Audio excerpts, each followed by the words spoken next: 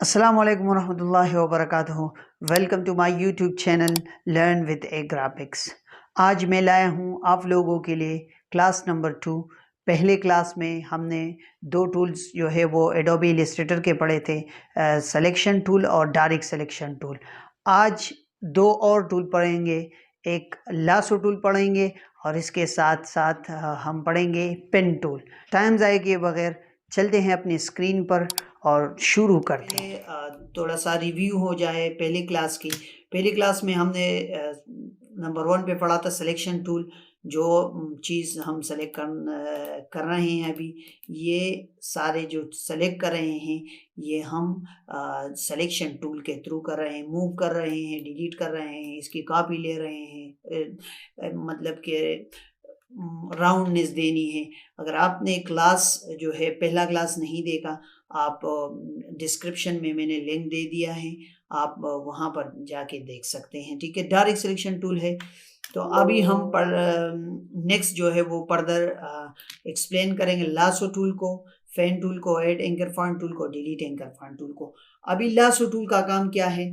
जिस तरह हमारे पास था डायरेक्ट सिलेक्शन टूल, हम एक फॉन्ट को सेलेक्ट करते थे थ्रू डायरेक्ट सिलेक्शन और इसको फिर मूव कर देते थे या डिलीट या जो भी हम कर सकते थे आसानी से। अभी ये लासो टूल, ये हमारे पास लासो टूल है, आप देख भी सकते हैं। अगर कीबोर्ड पे मैं क्यों प्रेस कर दूं तो मैं डायरेक्ट लासो टूल पे आ जाऊंगा। मैं कीबोर्ड पे क्यों प्रेस कर देता हूं तो डायरेक्ट अभी ये मेरा जो मेन अभी काम हो रहा है ये लासो टूल पे हो रहा है। ठीक है, तो लासो टूल का मतलब कि आप बहुत सारे एंकर पॉइंट्स है। मतलब कि ये एक एंकर पॉइंट है, ये है, ये इसमें इस शेप में अभी हमारे पास 4 एंकर पॉइंट है।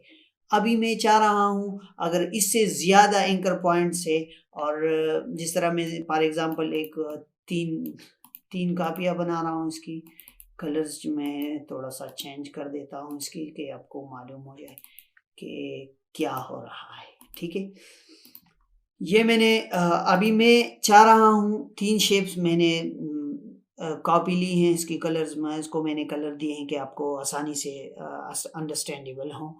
तो अभी आप चाह रहे हैं कि इस वाले पॉइंट को, इस वाले पॉइंट को और इस वाले पॉइंट को मैं आसानी से सेलेक्ट कर दूं, तो आप लासो टूल उठा के माउस पे बटन को होल्ड रखें और इसी तरह आप इसको सेलेक्ट कर सकते हैं। अभी अगर आपने इसको मूव करना है तो आप डायरेक्ट सिलेक्शन टूल पे आएंगे तो फिर ये काम करेगा। ठीक है, अभी एक साथ ये हो रहा है। ठीक है, तो अगर आप आए सिलेक्शन टूल में तो सिलेक्शन टूल ये काम नहीं करेगा, क्योंकि सिलेक्शन टूल में सारा शेप जो है वो सेलेक्ट होता है। मैंने आपको पहले भी बता दिया, जो भी एंकर पॉइंट हो, चाहे 1000 एंकर पॉइंट क्यों ना हो, अगर आप सिलेक्शन टूल पे हैं तो वो सारा शेप जो है वो आप मूव करेंगे या डिलीट करेंगे या जो भी एक जगह से दूसरी जगह आप आसानी से मूव कर सकते हैं। बट अगर आप लासो टूल के थ्रू आपने इसको सेलेक्ट कर दिया, शिफ्ट दबा दिया, इसको सेलेक्ट कर दिया, शिफ्ट दबा दिया, इसको सेलेक्ट कर दिया। अभी मैं जा रहा हूँ डायरेक्ट सिलेक्शन टूल पे। तो डायरेक्ट सिलेक्शन टूल पे अगर मैं इसको मूव करूँगा तो आप देख सकते हैं इसकी शेप किस तरह हो रहा है। ठीक है, तो ये भी बहुत कम यूज़ में आता है कि आप इसको इस्तेमाल करेंगे कैलीग्राफी में।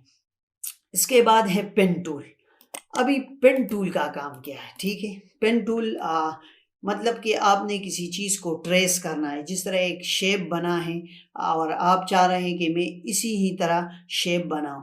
इस तरह मैं एक लोगो यहाँ पर ले आता हूँ, अपना एक लोगो में यहाँ पर ले आता हूँ आपके पास के, थोड़ा सा आपको क्लियर हो जाए। मिसाल के लिए प्रोजेक्ट पे जाके, मतलब कि ये लोगो मैंने उठा दिया। ठीक है, ड्रैग एंड ड्रॉप हेयर। ठीक है,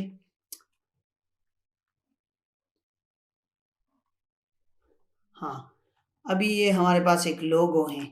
मैं चाह रहा हूँ कि मैं इस शेप को जो है वो मैं ट्रेस कर दूँ। तो पेन टूल का काम ये है कि आप इसको आसानी से जो है वो ट्रेस कर सकते हैं। अभी मैंने पेन टूल उठा लिया, ठीक है, पेन टूल उठा लिया, माउस पे क्लिक कर दिया एक जगह पे ही जहाँ से मैं स्टार्ट ले रहा हूँ, और यहाँ पर माउस को मैंने होल्ड रखा है और सेटिंग कर रहा हूँ जिस तरह आप चाहें।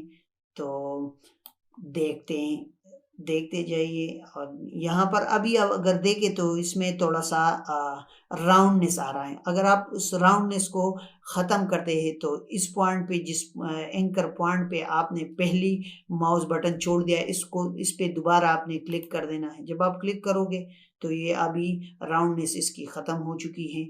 यहाँ पर मैंने क्लिक कर दिया, माउस के बटन को होल्ड रख दिया मैंने, ठीक है। मैं सिर्फ एक साइड को जो है वो मैं ट्रेस कर रहा हूँ, ठीक है। ये असल में ये भी चीज़ें मैं पढ़ाऊँगा। अभी मैंने जो इसकी, अगर वो यहाँ पर देखे तो इस तरह है, अभी मैंने इसको चेंज कर दिया तो इस तरह हो गया। तो ये एक लाइन बन गया, पहले हमारे पास शेप था, ठीक है। तो इसको भी डिटेल से पढ़ेंगे, ठीक है। अभी आप देख सकते हैं मैं इसको ट्रेस कर रहा हूँ, ठीक है। आप ज़रा से वेट कर दें।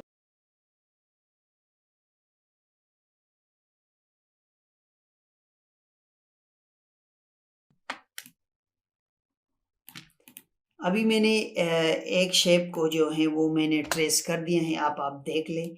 यहाँ पर मैं कंट्रोल Z कर देता हूँ कि ये चीज़ हमारे पास वापस आ जाए, ठीक है। अभी देख लें, ये शेप जो है मैंने ट्रेस कर दिया थ्रू पेन टूल। तो पेन टूल का यही काम है, इसके थ्रू आप अपना जो है वो, जिस तरह मैं शेप बना रहा हूँ यहाँ पर, तो ये ऑटोमेटिक इसी तरह शेप बना देता है मेरे लिए।